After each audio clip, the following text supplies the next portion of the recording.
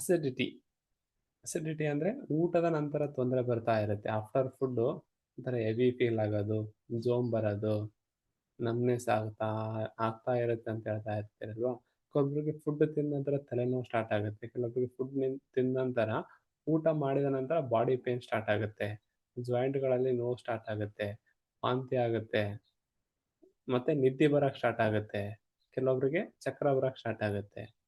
ಅಂದರೆ ನಿಮಗೆ ಫುಡ್ ತಿಂದಮೇಲೆ ಊಟದ ನಂತರ ತೊಂದರೆ ಬರ್ತಾ ಇದೆ ಅಂದರೆ ಅದು ಅಸಿಡಿಟಿ ಅಂತ ಹೇಳ್ತೀವಿ ನಾವು.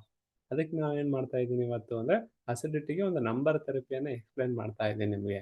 ಆ ನಂಬರ್ ಥೆರಪಿಯನ್ನು ನೀವೇನು ಮಾಡಬೇಕು, ಡೈಲಿ 2 ಅವರನ್ನು ನಾನು ಬರ್ದಂಗೆ ಬರ್ಕೋಬೇಕು. ಹೆಂಗಪ್ಪ ಅಂತಂದರೆ ಈ ಕೈ ಮೇಲೆ ನೋಡಿ, ಎಡಭಾಗದ ಕೈ ಮೇಲೆ +17 +17 -10 -34 +39.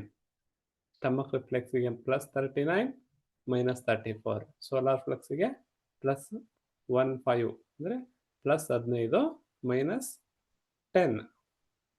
ಈ ಥರ 2 ಅವರು ಡೈಲಿ 10 ಡೇಸ್ 10 ಡೇಸ್ ತನಕ ಬರ್ತಾ ಬನ್ನಿ.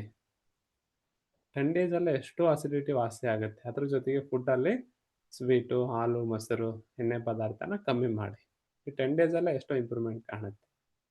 ಧನ್ಯವಾದ.